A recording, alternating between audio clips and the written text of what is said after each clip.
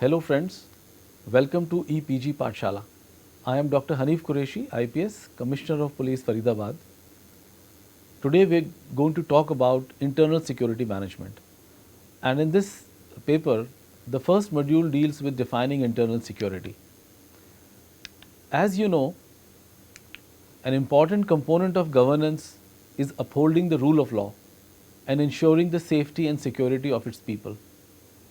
This is a basic objective of any government, and if any country fails in this endeavor, it can't be called a nation and it may become prone to disintegration and turmoil. Now, there could be many reasons which could lead to such a situation, including political, economical, social, or violence along ethnic lines. Many times, the forces which may cause these things are within a country. However, there may be external countries who may exploit the local situations and they may foster violence or other forms of instability. All these situations form a part of the internal security situation of a country. Now, internal security has been defined by different people in many different ways. In this module, we shall look at various characterizations of internal security. We will look at various dictionary definitions and those proposed by international conventions. For instance, there is a Committee on Center-State Relations in Government of India, and it defines internal security as the threats which are faced by the country within its national borders, which may be caused by political turmoil, or it can be provoked by an enemy country or perpetrated by a group which uses a weak state or a failing state, which may cause insurgency, terrorism, or other subversive acts which target innocent citizens, and they cause animosity between groups of citizens or communities, and they cause violence or destroy public and private property. Therefore, internal security refers to the ability of a state to secure to its citizens peaceful existence and safety of their life and property. Threats to internal security can be many, and there are different at different times and different countries. Therefore, there is no unity regarding the dimensions of internal security as well. So, there are a number of components of internal security, and we shall look at each one of these components one by one as we go through the module. After going through the module, you will be able to comprehend the concept of internal security and how it varies from one country to the other. You would also be able to look at the dictionary definition and other definitions proposed by international conventions. You would also be able to recognize various components of internal security and what does it mean in the international arena.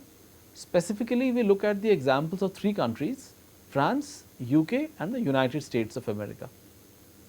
So, let us first look at the definitions of internal security. So, the internal security is a very wide and a comprehensive concept which involves various dimensions which have an impact on the lives, safety, and well-being of citizens of a country. These dimensions may include some large-scale violence, isolated terrorist incidents, insurgency, financial strains, or some disasters, natural or man-made, such as earthquakes, floods, or storms.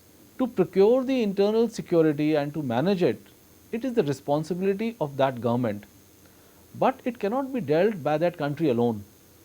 Many threats to internal security, such as cross-border terrorism or cyber security, they are global in nature and they may involve other countries. Therefore, these threats have to be dealt along with the concerned countries. Sometimes other terms are used to refer to internal security. So, some countries would use low intensity conflict, some countries use national security or operations other than war. One of the definitions which has been proposed in the Geneva Convention about internal security is the situations of internal disturbances and tensions, but this is also a phrase and does not provide a clear definition. So, there may be some riots, isolated and sporadic acts of violence and other acts of a similar nature. There are other similar definitions also which provide an indication of the usages of this term. The concept still remains unclear because initially it started from military threat and political compulsion. However, later on, non-military aspects were also included, such as environmental or financial situations. We could also look at one or two dictionary definitions. If we look at the Macmillan Dictionary, it defines internal security as the protection or safety of a country's secrets and its citizens. It emphasizes the overall security of a nation and a nation state. The National Defence College of India has also defined national security while talking about the elements of national power. This college states that national security is an appropriate and aggressive blend of political resilience, human resources, economic structure, technological competence, industrial base, and availability of natural resources along with the military might. Thus, it includes a number of components. An important definition has also been given by the International Committee of Red Cross in its conference in Geneva. It talks about internal security, and it says that these internal disturbances are situations in which there is no international armed conflict as in a full scale war, but there is an internal struggle, and in this internal struggle there is some element of violence, and this condition can be created when there is a revolt against the state, or there is a struggle between some organized groups and the authorities in power.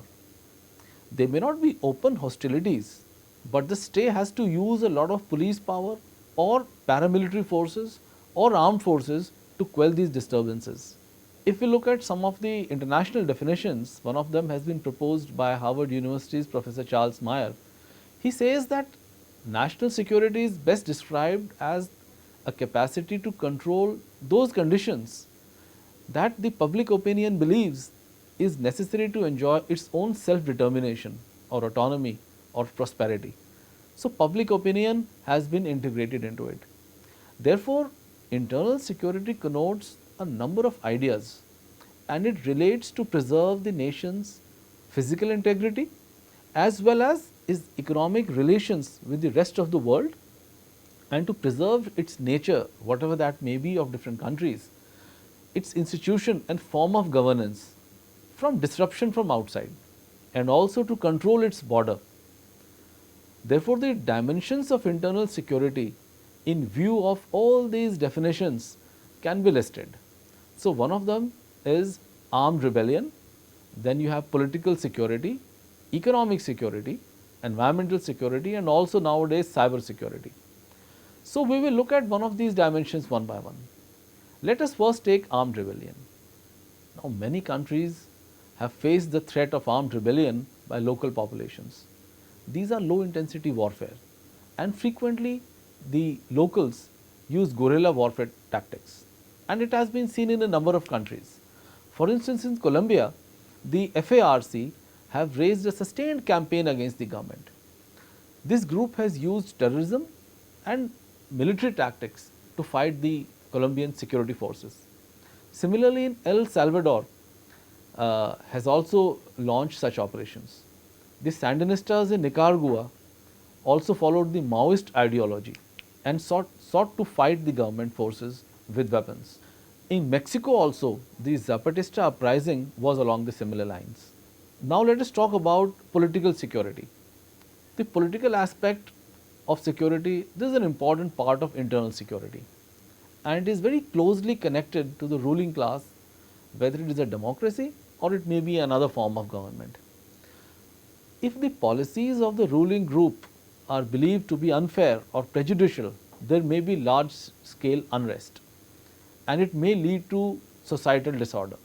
So, the political importance of various groups such as tribes or extreme left or right wing elements or religious organizations, or those allied with a particular race or caste in the case of India, or language, they may try to threaten the political security. So, there can be these groups which are operating within a country, but there may be threats to internal security which are from the outside the country. It may be a group of countries such as the ASEAN or the NATO. Such forces outside the country, they may pose a threat to internal security by their actions. and then the individual country has to deal with them with an appropriate response. Now, this response is not always armed conflict. It could be negotiations, it could be diplomacy, it could be a number of things. Let us look at economic security now. Concept of economic security is changing very rapidly. Earlier, in the era of pre-capitalism, you had countries which would invade other countries and take control over their trade routes and economic power. But today, the international arena is characterized by interdependence of world economies. They, through interdependence, they can enlarge their trade. There is a complex system of international trade where there may be multinational agreements and mutual interdependence. Economic security today forms an important part of national security. It's related to the creation and protection of jobs which provide sustenance to people, and they are important for a nation's economic progress. In this regard, there is a vast difference between the developing and the developed world. In the developing countries such as India, we are still struggling to provide basic services to citizens. And for instance, India or Brazil, Brazil suffered a major recession which was linked to the political crisis in the first half of 2016. Then we could look at the environmental security. Environmental security deals with environmental issues which affect the internal security of a country. There could be global environmental problems such as climate change or deforestation. Climate change and other such environmental changes, they affect the livelihoods of people. For instance, there was a dispute between Chile and Peru about their fish populations. Fisheries are an instance of resource that cannot be confined within borders of one country. The conflict between these two countries was referred to the International Court of Justice about the maritime borders and their associated fisheries. So, this is a case related to environmental security. Environmental or these resource problems, they could also threaten a nation's security.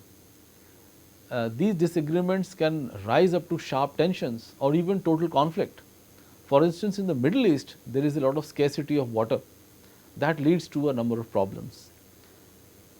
The illegal immigration into the United States has partly been caused by the failure of agriculture in a neighboring country of Mexico.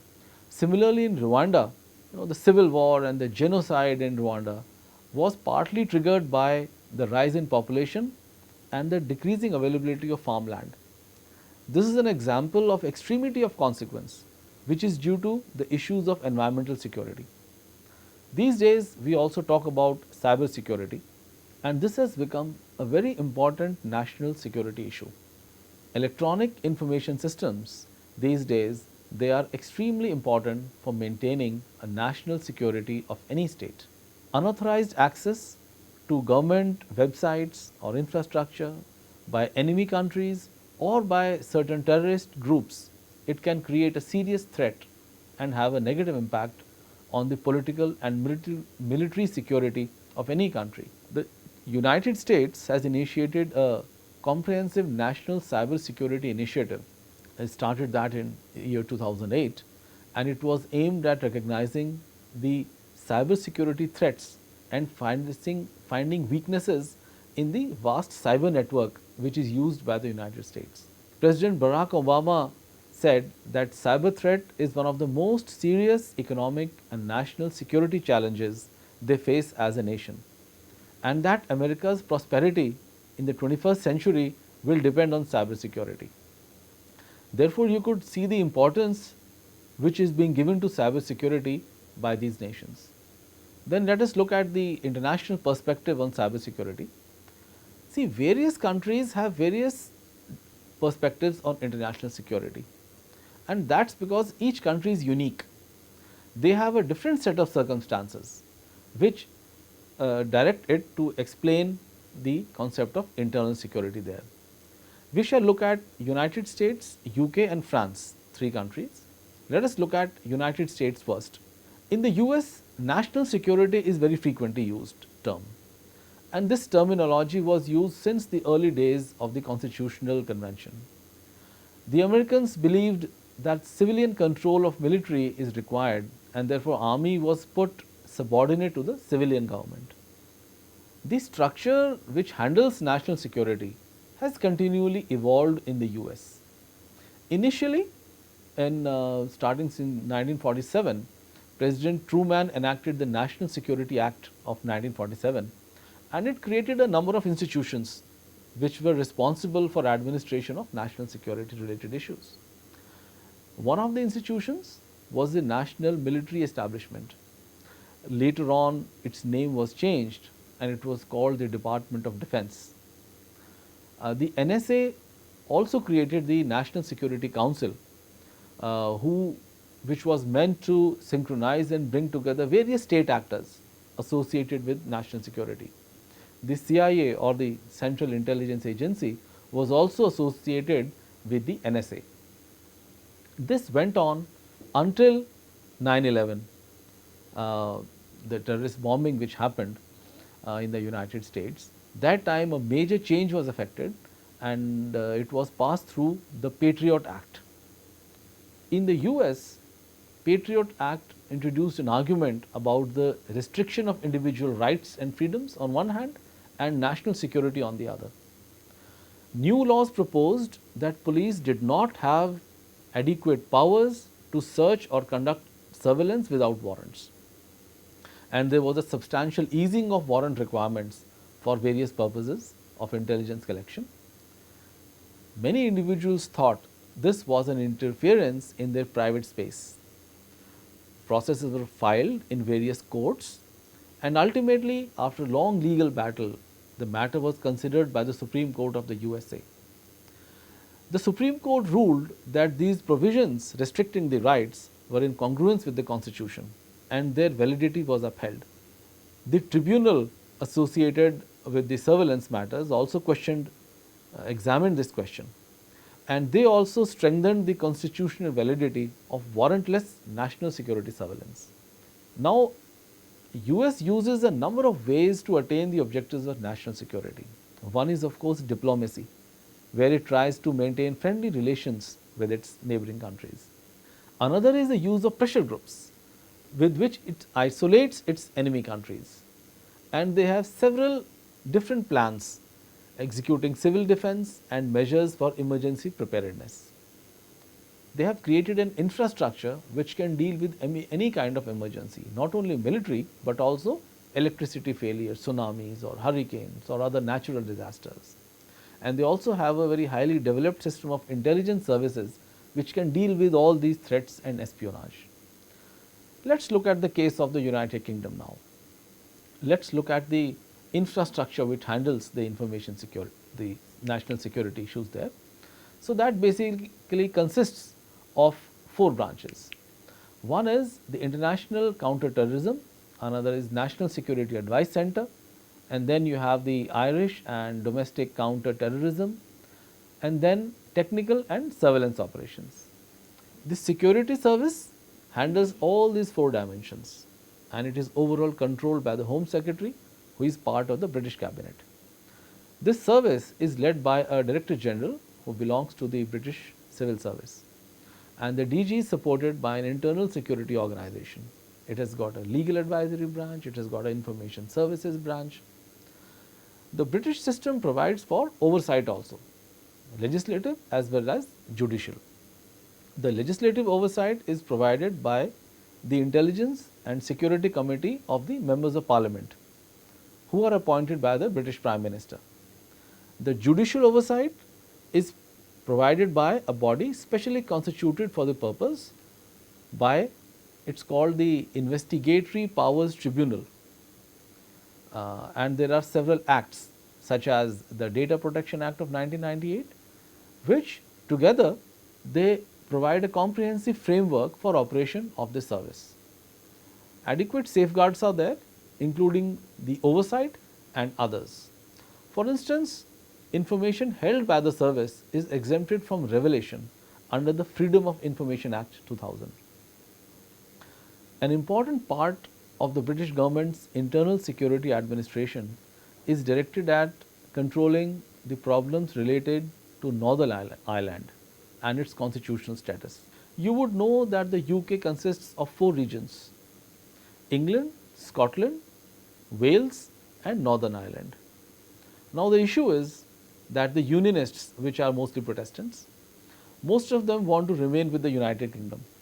But there is a minority group consisting of Catholics mostly who are nationalists. They want to become part of the Republic of Ireland. They formed a military unit called the Irish Republican Army. IRA engaged in an armed struggle against the British to gain independence for Northern Ireland.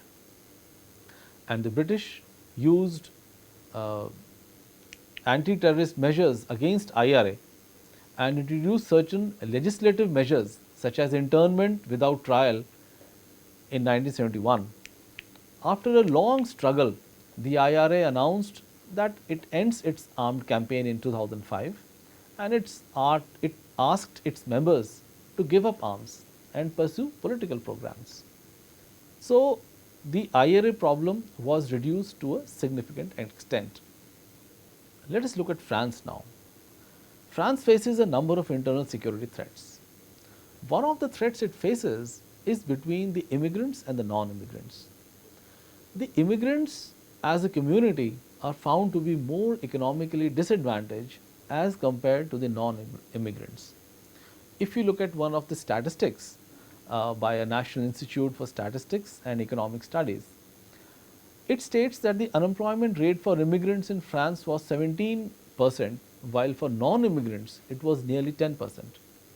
Thus, the immigrants face uncertainty and some of them have taken to arms. Some of the terrorist activities in France have been linked to these circumstances prevailing in France. Now, let us look at the infrastructure which France has created to deal with internal security problems. France has set up the DGSI, or the Director General for Internal Security. This is the country's premier intelligence agency, and it performs many functions including counter-espionage, counter-terrorism, counter-cyber crime, and surveillance of potentially threatening groups and other organizations.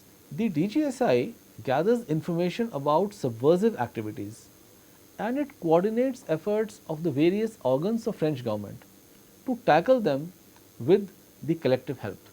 France has also taken part in the European security initiatives, and it coordinates efforts with its neighbors. For instance, in August 2016, France and Germany announced an initiative under which some priority areas were identified. One was to strengthen controls at international borders. So, they would train border guards, they would give them equipment and latest technology. The other was to share important information between two countries. A new project was emphasized which allowed criminal records to be transmitted between police forces of 6 European nations, so that more uniformity and cooperation is achieved between Finland, Spain, Hungary, Ireland, France and Germany. They have planned to extend this to other countries also. And the third effort was to identify the issue of encryption. Encryption is important because terrorists these days often use encrypted information, and it's not easy to decode these messages. So, agreement was that France would collaborate with Germany and other partners to make use of the latest technology to disrupt these subversive networks which are used by terrorists. So, let us look at what we have learnt in this module. First, we looked at the definitions of internal security, and we saw that most definitions looked at internal disturbances and large scale violence by sections of local populations. But threats to national security also emerged from across the borders. We looked at the number of dimensions of internal security, such as armed rebellions, political security, economic security, environmental security, and cyber security. Various countries of the world use other terms also for internal security, for instance, national security, and they also have different meanings associated with these terms. After this, we looked at 3 countries: United States of America, UK and France, and how they perceive their internal security. We looked at their administrative structures and the unique threats which they have. for their own internal security situations. Thank you.